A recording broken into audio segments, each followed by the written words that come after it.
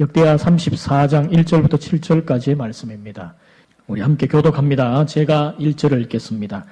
요시야가 왕위에 오를 때에 나이가 8세라 예루살렘에서 31년 동안 다스리며 여호와 보시기에 정직하게 행하여 그의 조상 다윗의 길로 걸으며 좌우로 치우치지 아니하고 아직도 어렸을 때 곧 왕위에 있은 지 8년에 그의 조상 다윗의 하나님을 비로소 찾고 제12년에 유다와 예루살렘을 비로소 정결하게 하여 그 산당들과 아세라 목상들과 아로 새긴 우상들과 부어 만든 우상들을 제거하여 버리매 무리가 왕 앞에서 바알의 제단들을 헐며 왕이 또 그 제단 위에 높이 달린 태양상들을 짓고 또 아세라 목상들과 아로 새긴 우상들과 부어 만든 우상들을 빻아 가루를 만들어 제사하던 자들의 무덤에 뿌리고 제사장들의 뼈를 제단 위에서 불살라 유다와 예루살렘을 정결하게 하였으며 또 므낫세와 에브라임과 시므온과 납달리까지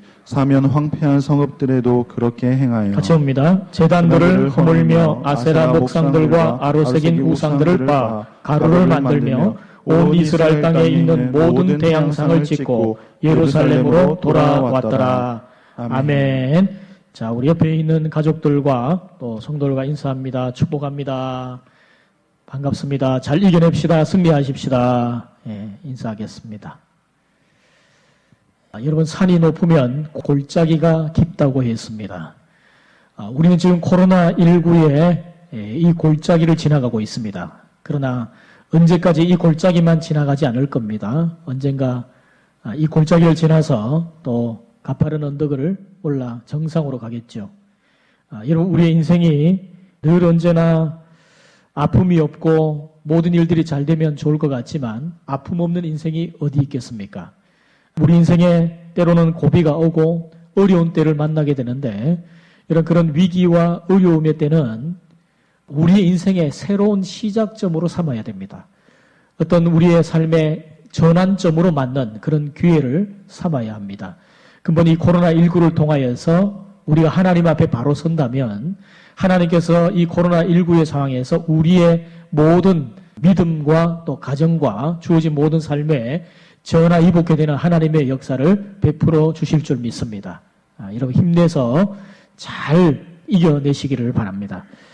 자, 오늘은 그동안 전했던 위기 극복 시리즈 마지막 시간입니다. 제가 5주를 계획을 하고 말씀을 준비를 했는데 하나님께서 솔로몬 왕을 통해서 주셨던 말씀이 있습니다. 위기의 상황에서 하나님의 백성들이 어떻게 반응하기를 원하는가. 우리 위기 극복 시리즈 주제 말씀이죠. 역대하 7장 14절 말씀입니다. 우리 같이 한번 읽어보겠습니다. 내 이름으로 일컫는 내 백성이 그들의 악한 길에서 떠나 스스로 낮추고 기도하여 내 얼굴을 찾으면 내가 하늘에서 듣고 그들의 죄를 사하고 그들의 땅을 고칠지라. 이 유다 왕들을 보면요. 위기의 상황에서 이들이 이런 말씀의 원리에 따라 반응함으로 위기를 극복했다는 것을 우리가 잘 알 수가 있습니다. 이 국가적인 위기의 상황에서 우리가 어떻게 반응해야 되는가? 우리가 그동안 이 위기 극복 시리즈를 통해서 살펴봤습니다. 특별히 지난 시간에 세 왕을 통해서 아사, 요사밧, 히스기야를 통해서 우리가 위기 극복을 어떻게 할 수 있는가, 국가적인 위기 상황에서 어떻게 반응을 해야 하는가 하는 말씀을 살펴봤죠. 오늘은 마지막 시간입니다. 요시야 왕을 통해서 위기 상황에서 우리가 어떻게 반응해야 하는가 하는 것을 말씀을 살펴봅니다. 이 요시야 왕은요, 스스로 낮추는, 스스로 겸비함을 통해서 이 위기를 극복했던 것을 볼 수가 있습니다. 물론 이 요시야 왕 이전에 겸비함, 스스로 낮추는 것을 통해서 위기를 극복했던 왕들을 찾아볼 수가 있습니다. 이 요시야 이전에 대표적으로 이 솔로몬 왕 다음에 유다 왕조의 제1대 왕이었던 르호보암 왕이 겸비함을 통해서 위기를 극복했던 것을 볼 수가 있어요. 그런데 우리가 잘 알다시피 이 르호보암 왕은 그렇게 신실한 왕은 되지 못했습니다. 이 르호보암 왕이 악한 왕이었는데, 대체로 좀 악한 그런 왕이었는데, 이 르호보암 왕에게 하나님께서 선지자의 경고를 전합니다. 선지자 스마야가 경고하는데, 그가 선지자 스마야의 경고를 듣고 겸비함을 보여줍니다. 선지자가 이렇게 이야기합니다. 왕이 하나님을 버렸기 때문에 하나님도 왕을 버려서 왕을 애굽 왕 시삭의 손에 버릴 것이다. 이렇게 말씀하셨어요. 거기에 대해서 이 르호보암 왕이 어떻게 반응을 했느냐. 성경 역대하 12장 6절에 보면 르호보암 왕의 반응입니다. 이에 이스라엘 방백들과 왕이 스스로 겸비하여 이르되 여호와는 의로우시도다 하매. 놀랍게도 그 신실하지 못한 르호보암 왕이 하나님 앞에 겸비해요. 그러자 하나님이 어떻게 반응하십니까? 7절입니다. 여호와께서 그들이 스스로 겸비함을 보신지라 여호와의 말씀이 스마야에게 임하여 이르시되 그들이 스스로 겸비하였으니 내가 멸하지 아니하고 저희를 조금 구원하여 나의 노를 시삭의 손을 통하여 예루살렘에 쏟지 아니하리라. 여러분 이 말씀을 보면 적의 공격이 이미 시작되어진 상황입니다. 거의 상황이 늦었다고 여겨지던 그런 때였어요.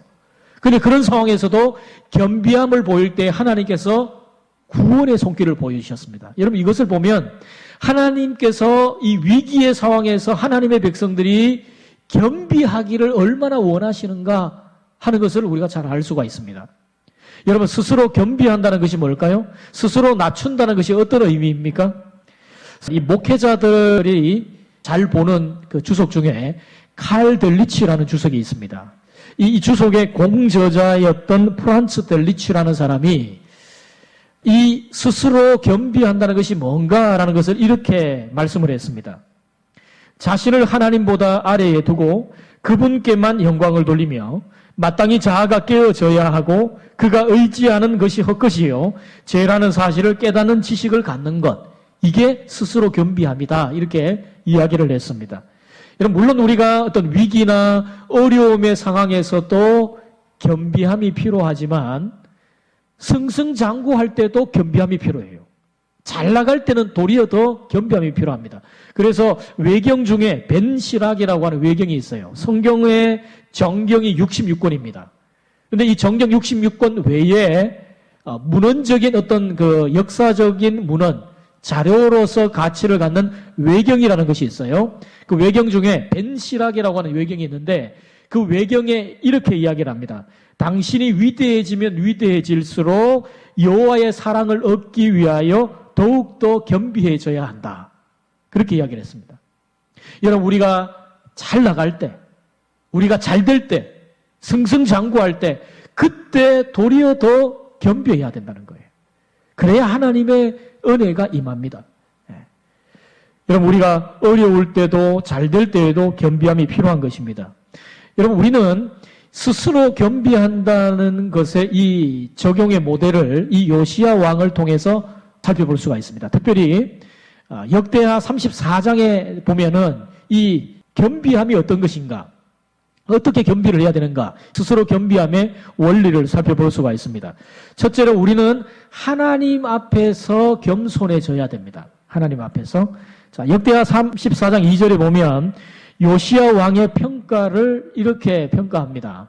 여호와 보시기에 정직하게 행하여 그의 조상 다윗의 길로 걸으며 좌우로 치우치지 아니했다. 여러분 요시야는요 BC 648년 겨우 8살의 나이에 왕이 되었어요. 그리고 그가 왕이 된 지 8년, 16살 되었을 때에 다윗의 길을 가고 조상 다윗의 하나님을 찾기 시작했다고 본문의 3절에 말씀을 하고 있습니다. 여러분 이 요시야 왕의 할아버지가 누구냐 하면 므낫세 왕입니다. 이런 므낫세 왕은요 55년간 왕으로 통치를 하면서 굉장히 악했던 왕이었어요. 이 므낫세 왕의 아버지가 누구냐 하면 우리가 지난주 살펴봤던 성군 히스기야 왕입니다. 여러분 우리가 참 아이러니하죠. 그 정말 그 선했던 아버지 히스기야의 아들이라면 마땅히 선한 왕이어야 할 텐데 도리어 악한 왕이었어요. 여러분 그 이스라엘 백성들 가운데 속담이 있습니다. 아버지가 신포도를 먹었으므로 그 아들의 이가 시다. 이거 이스라엘 백성들에게 있는 속담입니다. 이건 성경적인 것은 아니에요. 이스라엘 백성들이 가졌던 이 속담의 내용이 어떤 것이냐면 아버지가 어떤 악한 일을 자행을 하면 그 아들이 마땅히 벌을 받아야 된다. 이런 말입니다. 근데 하나님이 그것이 아니라고 말씀을 하셨어요. 여러분, 근데 보면은 아버지가 악하면 그 아들도 악하고 아버지의 그 파멸의 길을 그대로 걸어갈 것 같은데 꼭 그런 게 아닙니다. 아버지가 선하다고 그 아들이 반드시 선한 것이 아니고 아버지가 악하다고 해서 그 아들이 반드시 또 악한 것도 아니에요. 우리가 이 이스라엘의 열왕들의 역사를 보면 그 사실을 잘 알 수가 있습니다.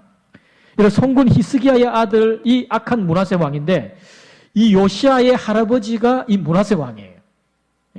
이 므낫세가 55년간 통치를 하면서 그의 부친 히스기야가 흘러버렸던 산당을 다시 세우고 우상을 적극적으로 숭배를 하고 악한 통치를 했는데 하나님께서는 심판을 하셔서 아수르로 하여금 이 유다를 치게 하십니다. 그리고 므낫세 왕이 아수르의 포로로 끌려가요.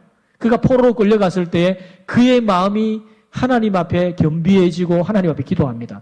그때 하나님께서 그의 기도를, 그의 겸비함을 보시고 또 하나님은 그를 예루살렘으로 돌아오게 하셨는데 그제서야 여호와께서 하나님이신 줄을 알았다. 이렇게 33장 13절에 말씀합니다.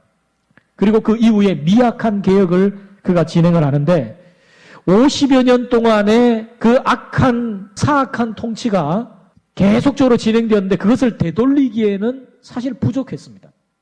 그 당시에 요시야 왕이 겨우 이제 6살 되었을 때거든요. 그리고 므낫세가 죽고 나서 므낫세의 아들 아몬이라고 하는 왕위에 오르는데 그 역시도 그의 아버지 므낫세처럼 악했습니다.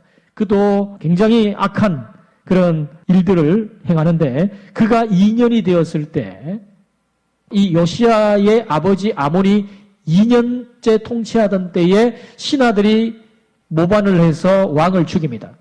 백성들이 그 모반을 진압을 하고 그 왕을 죽였던 사람을 죽입니다. 그리고 아몬의 아들 요시야를 이제 왕으로 세우는데 그때 요시야 왕이 되었을 때가 8살이에요. 여러분 어린 8살 때 왕이 되었어요. 근데 그가 해야 할 일은 너무나 산적해 있는 이 과제가 있습니다. 그의 할아버지 므낫세가 오래도록 폭정을 했지 않습니까? 그리고 그의 아버지 아몬도 폭정을 하고 신하에게 무참하게 살해를 당한 그런 지경이에요. 정치가 혼란스럽겠죠? 국정이 제대로 됐겠습니까? 또 그런 상황에서 우리가 조금 있으면 살펴보는데 성전이 거의 황폐되다시피 했어요. 그러니까 이런 상황에서 왕으로서 해야 할 일들이 너무나 많은 겁니다. 그럴 때 이 왕이 되어서 그는 다윗의 길을 걸어갔다라고 성경 기록하고 있습니다. 요시야 왕이 20세 되었을 때에 그는 대대적인 개혁을 진행합니다. 모든 이방의 신상들과 제단들을 다 파괴하고 그리고 우상들을 빻아서 가루를 만들어서 우상을 숭배하던 평민들의 무덤 위에다 그것을 뿌려요. 심지어 산당의 제사장들을 그 제단 위에서 불살라 버립니다. 그들의 뼈를 불살라 버려요.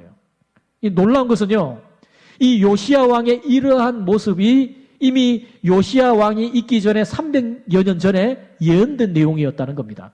하나님께서 북왕국 이스라엘 여로보암 왕의 그 악행을 보시고 하나님이 하나님의 사람을 보내서 경고를 하시죠. 여러분 그것이 열왕기상 13장 2절에 나옵니다.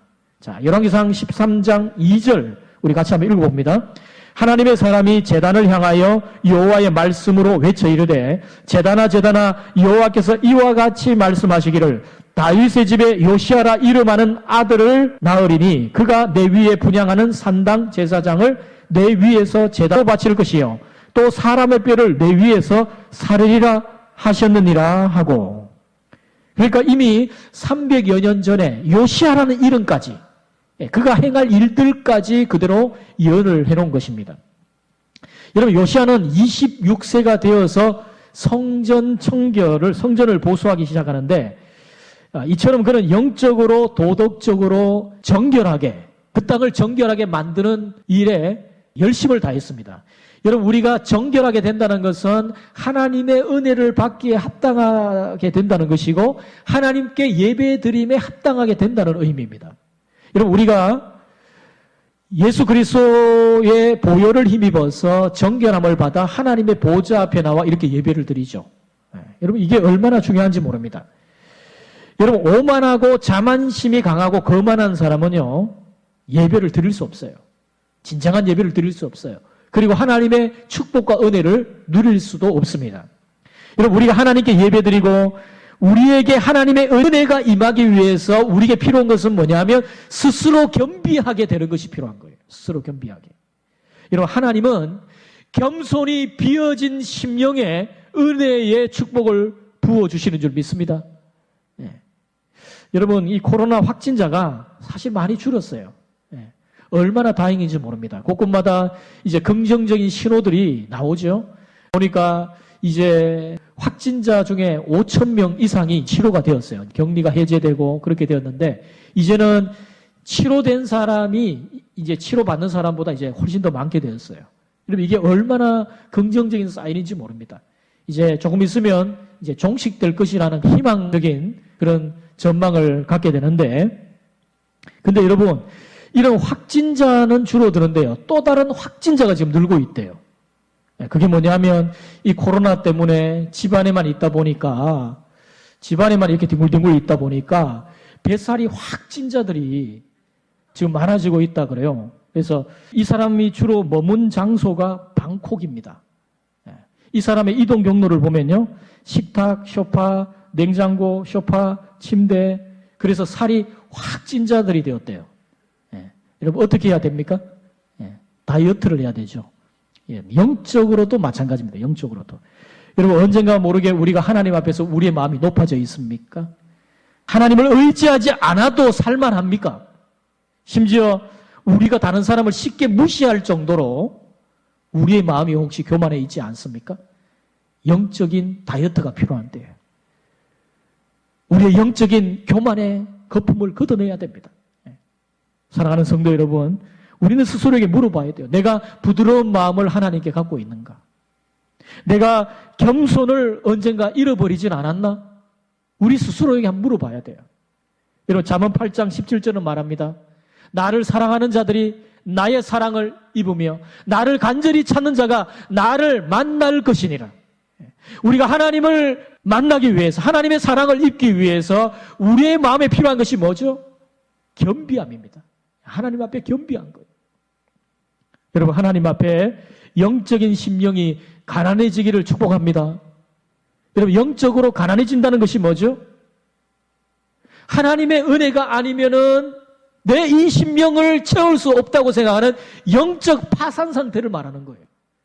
하나님 은혜가 아니면, 하나님의 주시를 역사가 아니면 이 심령을 채울 수 없습니다. 그런 영적 파산 상태. 여러분, 그것이 바로 겸비함입니다. 겸손함입니다.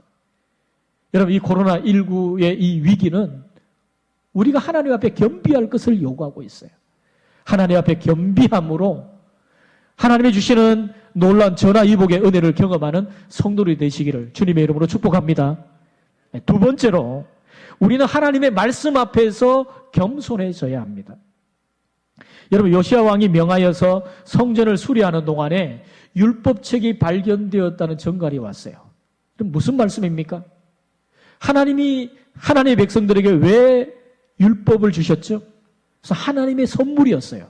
하나님께서 그 백성들을 사랑하셔서 주신 하나님의 은혜의 선물이었습니다.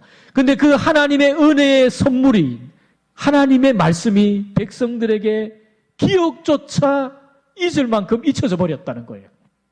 이건 하나님에 대한 최대의 모욕입니다. 이제 이 말씀이, 이 율법이 찾았다는 소식을 들었죠. 성전에서 찾은 율법책을 제사장 hil기야를 통하여 서기관 사반에게 전달이 되고, 이 서기관 사반이 왕 앞에서 그 말씀을 낭독합니다. 자, 그때 요시야 왕의 반응을 보세요. 18절과 19절의 말씀입니다. 사반이 왕 앞에서 그것을 읽음에 왕이 율법의 말씀을 듣자 곧 자기 옷을 찢더라. 자, 27절에 제가 자막을 드리진 않았지만 하나님께서도 요시야 왕의 모습을 이렇게 증언하십니다. 내가 이곳과 그 주민을 가리켜 말한 것을 내가 듣고 마음이 연약하여 하나님 앞 곧 내 앞에서 겸손하여 옷을 찢고 통곡하였으므로 나도 내 말을 들었노라 여호와가 말하였느니라. 이 학자들 가운데서는 이때 발견된 율법책이 신명기일 것이다, 이렇게 추정을 한다고 합니다. 만약 그것이 신명기라면요, 적어도 낭독하는데 1시간에서 2시간은 걸릴 것이고, 율법책 전체, 율법서 전체 모세오경이라면 한 10시간에서 15시간이 걸릴 거예요. 그 정도 시간이 걸립니다. 그런데 왕이 그 말씀을 듣는 동안에 옷을 찢었다. 왕이 하나님의 말씀에 대한 이 갈급함이 얼마나 대단했는지를 알 수가 있는 대목입니다. 요시야가 초점을 맞춘 것은 하나님의 심판에 관한 말씀이었어요. 왕이 명령해서 이 율법책에 대해서 물을 만한 사람을 찾으라. 그래서 제사장 hil기야가 여선지자 훌다를 데리고 옵니다. 여선지자 훌다가 거기에 전해진 말씀에 따라서 하나님 메시지를 전하는데 그녀의 메시지의 내용이 뭐냐면 바로 하나님의 심판의 이 메시지, 이 저주에 대한 메시지를 듣고 돌아오지 않으면 여기에 적힌 저주가 그대로 임할 것이다. 그런 내용이었어요. 근데 여러분, 그녀가 이 여선지자 훌다가 전했던 메시지의 내용을 보면 신명기 29장의 그 구절과 병행되는 6개의 표현을 찾을 수가 있습니다. 제가 시간 관계상 말씀을 드리진 않는데 학자들이 이것이 신명기의 말씀이다라고 추정하는 이유가 거기에 있어요. 여선지자 훌다가 이야기하는 그 대목 속에 보면 신명기 29장과 병행되는 내용들을 찾을 수가 있습니다. 그걸 보면 여러분 신명기 28장과 29장의 내용이 뭐죠? 하나님의 복과 저주에 관한 내용입니다. 근데 하나님의 이 저주에 관한 메시지가 29장에 집중적으로 나오는데 이 여선지자 훌다를 통해 전해진 메시지는 만일 백성들이 그들의 죄를 고백하고 하나님 앞에 겸손해지지 않으면 책에 기록된 저주가 그대로 임할 것이다 라는 메시지였어요. 바꾸어 말하면 어떤 내용입니까? 하나님께서 주시는 이 심판의 말씀에 대해서 책임 있는 자세와 마음으로 하나님 앞에 겸비하면 희망이 있을 거라는 메시지죠. 그래서 요시야는 말씀 앞에서 겸비합니다. 여러분, 우리가 이 요시야 왕에 대한 평가를 열왕기하 23장 25절에서도 발견할 수 있는데 열왕기하에 보면 이 요시야 왕을 이렇게 평가합니다. 요시야와 같이 마음을 다하며 뜻을 다하며 힘을 다하여 모세의 모든 율법을 따라 여호와께로 돌이킨 왕은 요시야 전에도 없었고 후에도 그와 같은 자가 없었더라. 하나님은 요시야의 온전함을 보신 것이 아니라 요시야가 하나님 앞에 말씀에 대한 그의 자세, 말씀에 순종하겠다는 그의 열정을 보신 거예요. 하나님 말씀에 내가 순종하겠다는 열심, 그것이죠. 여러분, 55년 동안, 오랜 세월 동안 그의 할아버지가 사악한 행위를 했습니다. 그건 통치를, 폭정을 한 거예요. 근데 이 요시야 왕의 통치 기간이 그 할아버지, 그의 아버지의 모든 사악한 통치의 모든 역사를 거슬리기에는 역부족이었어요. 요시야가 죽고 난 다음에 왕이 된 요아스는 다시 우상을 숭배합니다. 뿐만 아니라 시간이 얼마 지나지 않아서 결국 이 유다 왕조는 바벨론에 의해서 멸망을 당하고 사람들이 포로로 끌려가게 돼요. 근데 여러분, 요시야가 말씀 앞에 겸손했고 그 말씀대로 순종하고자 했던 그 말씀에 대한 열정 때문에 유다 역사는 그 명맥을 유지하게 됩니다. 그들이 포로 기간 동안에 그들은 메시아에 대한 그 예언의 말씀에 대해서 희망을 갖고 인내하며 기다리고 나중에 스룹바벨과 또 에스라의 귀환 하에 성전이 재건되어지고 백성들이 말씀 앞에 다시 돌아오는 이런 일들은 바로 요시야 왕의 이런 말씀에 대한 열정이 없었다면 있을 수 없는 일이었어요. 여러분, 하나님의 말씀에 대한 자세가 바로 하나님 앞에서의 하나님께 대한 자세입니다. 하나님은 겸손한 사람에게 은혜를 베풀어 주세요. 그리고 때가 되면 그를 높여주십니다. 겸손한 사람이 어떤 사람입니까? 하나님의 말씀 앞에 겸비한 사람이에요. 여러분, 제가 지난번에도 말씀드렸지만 여러분, 사람들은요 말씀을 있는 그대로 들으려고 하지 않고 자기가 듣고 싶은 대로 듣고자 합니다. 이게 여러분 문제예요. 하나님의 말씀이 내게 전해지는 말씀대로, 하나님의 말씀이 내게 그대로 하나님의 뜻으로 전달되어지는 그런 뜻으로 받아들여야 되는데 말씀을 내가 원하는 대로 이용하는, 내가 듣고자 하는 대로 듣는 그런 습성들이 여전히 우리에게 있습니다. 왜 그렇습니까? 우리의 마음의 문턱이 높아요. 우리의 마음에 교만이 가득합니다. 아집이 가득합니다. 그런 교만과 아집으로 가득한 우리의 마음은요, 하나님의 말씀을 있는 그대로 받아들이고자 하지 않습니다. 예. 여러분, 우리가 하나님 앞에, 말씀 앞에 겸비한 이 요시아처럼 하나님의 말씀을 있는 그대로 받아들여야 합니다. 사랑하는 성도 여러분, 이 코로나19의 위기 앞에서 하나님이 우리에게 말씀하시는 도전이 뭡니까? 위기의 때는 우리가 하나님의 말씀 앞에 겸비해야 될 때다 하는 것을 알려주는 메시지입니다. 여러분, 우리는 성경의 역사를 통해서 하나님의 백성들이, 수많은 성경 인물들이 위기 앞에서 하나님의 말씀 앞에 겸비함으로 그 위기를 극복했던 많은 역사들을 볼 수가 있어요. 여러분, 하나님의 말씀에 귀 기울이시고 응답하시고 순종할 수 있는 성도들이 되시기를 주님의 이름으로 축복합니다. 마지막 세 번째로, 우리는 하나님의 백성 앞에서 겸손해져야 합니다. 여러분, 이 요시야 왕은 그 스스로가 하나님의 말씀하신 대로 온 마음과 목숨을 다해 여호와께 순종하고 말씀대로 따르겠다, 이렇게 그의 처소에서 서약을 합니다. 근데 이제 말씀을 모든 백성들에게 함께 들려주고 백성들이 함께 거기에 동참하도록 하는 그의 모습을 보면 그의 영적 그런 리더십을, 바른 영적 지도자의 그런 모습을 우리가 볼 수가 있습니다. 자, 29절 32절 말씀입니다. 왕이 사람을 보내어 유다와 예루살렘의 모든 장로를 불러 모으고 여호와의 전에 올라가매 유다 모든 사람과 예루살렘 주민들과 제사장들과 레위 사람들과 모든 백성이 노소를 막론하고 다 함께 한지라.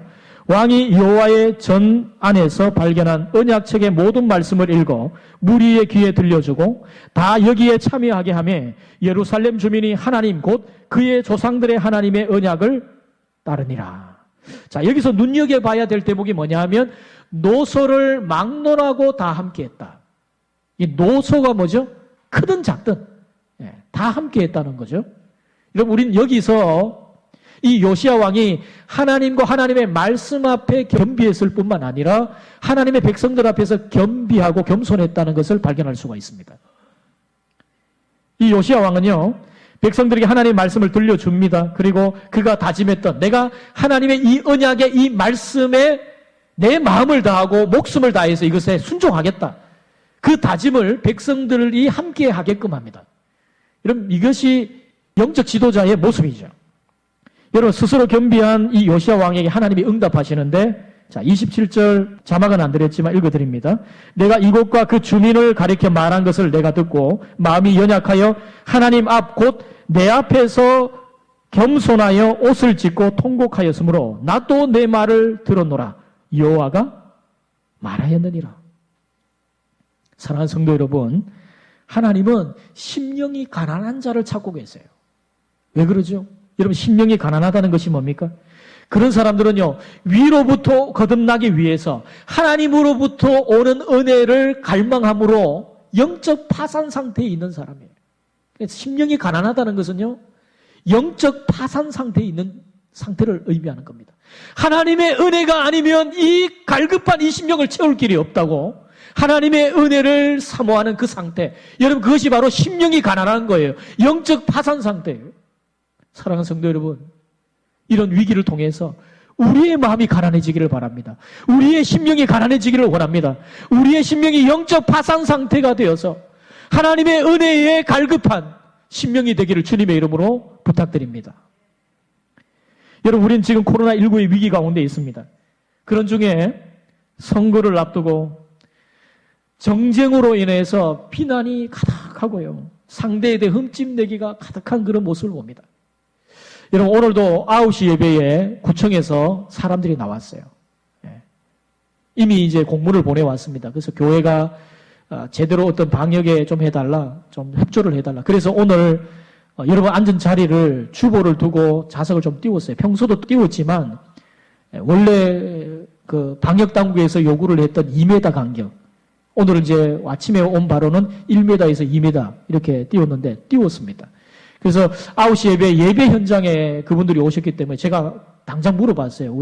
하실 말씀이 있냐? 그러니까 잘 지키고 있다, 이렇게 말씀을 했는데, 여러분, 우리가 대부분의 많은 성도들이 영상으로 예배를 드리지만 제가 특별히 우리 중직자들은 예배를 드리자 했던 중요한 이유가 있어요. 여러분, 이런 위기 때에 앞장서서 교회를 지킬 사람들은 중직자밖에 없어요. 중직자들이 바로 서서 지켜주셔야 됩니다. 물론 이제 여러 사정이 있어서 오늘 나오지는 못하신 분도 있을지라도 여러분 이런 위기 상황에서 교회가 이런 어려울 때에 중직자로서 내가 교회를 위해서 어떻게 해야 될 것인가? 정말 더 깨어 기도하는 마음으로 하나님의 교회 앞에서 성도들 앞에서 어떻게 내가 모범이 되어서 이 위기의 상황에서 정말 이 중직으로서 역할을 잘 감당할 것인가를 물어봐야 합니다. 사랑하는 성도 여러분, 우리가 정말 주님 앞에서 어떤 모습으로 서야 됩니까? 오스왈드 챔버스가 주님은 나의 최고봉이라고 하는 책에서 이런 구절의 말씀을 합니다. 예수님을 나의 구주로 영접한 이후 나는 어느 누구에게도 실망한 적이 없습니다. 십자가에서 내가 얼마나 큰 죄인인지 알았습니다. 나는 어느 누구도 비판은커녕 실망할 자격도 없는 죄인입니다. 여러분, 우리 인간의 처음 범죄는요, 스스로 피조물임을 잊어버렸을 때 행한 범죄였어요. 그러니까 여러분, 겸손하고 겸비한다는 것이 뭡니까? 내 모습을 제대로 보는 거예요. 여러분, 우리 인간은 죄인 그 이상도 이하도 아닙니다. 죄인입니다. 우리는 가끔씩 흉악 범죄자들을 봅니다. 지금 이제 N번방, 성범죄 문제가 이제 한참 이제 이슈가 되고 있는 상황인데, 여러분, 사람들이 멀쩡한 사람들이 어떻게 그런 죄를 짓나? 여러분, 그게 인간입니다, 인간. 사람은요, 그런 그 여건과 상황만 되면 언제든지 그런 흉악한 죄를 지을 수 있는 가능성, 잠재적인 죄의 바이러스가 다 있어요. 여러분, 겸손과 겸비한다는 것은 우리 자신의 모습을 있는 그대로 보는 거예요. 나는 죄인이다. 하나님 앞에서. 그래서 하나님의 은혜가 필요한 자다. 스스로의 모습을 제대로 보는 것에서부터 겸손과 겸비함이 시작되는 것입니다. 여러분, 이 위기의 때는요, 스스로 겸비함이 필요한 때예요. 여러분, 2007년도에 우리나라에 큰 충격을 주었던 하나의 사건이 있었습니다. 이게 뭐냐면 한국의 지성계를 대표하는 전 문화부 장관 이어령 씨가 예수님을 영접하고 세례를 받았다는 거예요. 여러분, 그는 철갑의 논리로 무장을 하고 기독교를 신랄하게 비판했던 사람입니다. 그의 필체 하나로 얼마나 신랄하게 기독교를 공격하고 비난했는지 모르는 그런 사람이었어요. 근데 그가 예수를 믿고 세례를 받게 되었다. 어떻게 그렇게 됐나? 그가 돌연 예수를 믿게 된 것은요, 그의 인생에 찾아온 위기 때문이었어요. 위기 때문에 도리어 예수를 믿게 된 경우입니다. 사랑하는 딸이 암투병을 합니다. 손자가 자폐증을 앓았는데 믿음으로 기도하는, 딸이 기도하는 중에 그 자폐증의 손자가 치유함을 받게 돼요. 이런 모든 과정을 겪어오면서 그가 지성에서 영성으로 눈을 뜹니다. 그래서 그가 쓴 책이 지성에서 영성으로 라는 책이에요. 그 책을 펴고 나서 인터뷰에서 이런 말을 합니다. 절망해보지 않는 사람은 절대로 영성을 가질 수 없습니다. 자기 파괴라는 극적인 것이 없이는 영성을 갖기 어렵습니다. 그래서 세속적으로 편안한 사람은 하나님을 받아들이기 어려운 것이죠. 이 땅에는 빛만 필요한 것이 아닙니다. 어둠도 필요합니다. 빛과 어둠을 알아야 인간 한계를 초월해 영성의 세계로 갈 수 있습니다. 여러분, 우리의 인생에 때때로 고난과 어려움이 와요. 여러분, 하나님이 우리를 사랑하지 않아서 우리에게 고난과 어려움이 옵니까? 아닙니다. 이 고난과 어려움의 때, 이 위기의 때는요, 우리로 하여금 겸비하게 하고 우리의 자신을 제대로 보게 해서 하나님 앞에 겸손히 반응하게끔 만들어요. 여러분, 이 이어령 씨가 무신론자의 기도라는 시집을 펴냈는데 그 속에 하나님 앞에 겸비했던 그의 모습을 보여줍니다. 어느 무신론자의 기도. 하나님, 당신의 제단에 꽃 한 송이 바친 적 없으니 절 기억하지 못하실 겁니다. 그러나 하나님, 모든 사람이 잠든 깊은 밤에는 당신의 낮은 숨소리를 듣습니다. 그리고 너무 적적할 때 아주 가끔 당신 앞에 무릎을 꿇고 기도를 드립니다. 좀 더 가까이 가도 되겠습니까? 당신의 발끝을 가린 성스러운 옷자락을 때 묻은 손으로 조금 만져봐도 되겠습니까? 아, 그리고 그것으로 저 무지한 사람들의 가슴속을 풍금처럼 울리게 하는 아름다운 시 한 줄을 쓸 수 있도록 허락해 주시겠습니까? 하나님. 사랑하는 성도 여러분, 우리는 이 코로나19라고 하는 광야를 통과하고 있습니다. 이 광야에서 나 자신의 모습을 제대로 인식하고 겸비함으로 하나님 앞에 나아갈 수 있는 성도들이 되시기를 바랍니다. 여러분, 역대하 7장 14절 말씀, 우리 위기 극복 시리즈 주제 말씀 우리 다 같이 한번 읽습니다. 내 이름으로 일컫는 내 백성이 그들의 악한 길에서 떠나 스스로 낮추고 기도하여 내 얼굴을 찾으면 내가 하늘에서 듣고 그들의 죄를 사하고 그들의 땅을 고칠지라. 주님의 말씀입니다. 이런 모든 것이 다 이 하나님 앞에 스스로 겸비함으로 다 귀결이 됩니다. 보십시오. 하나님의 얼굴을 찾는 것이 겸비하지 않고 될 수가 없어요. 기도한다는 것, 하나님 앞에 겸비해야 할 수 있는 일입니다. 여러분, 우리가 악한 길에서 돌이키고 하나님께로 돌아가려고 하는 그 마음은 겸비함이 아니고는 될 수가 없는 겁니다. 여러분, 하나님 앞에서 겸비할 때에 이 위기가 하나님을 새롭게 만나는 인생의 전환점이 될 줄 믿습니다.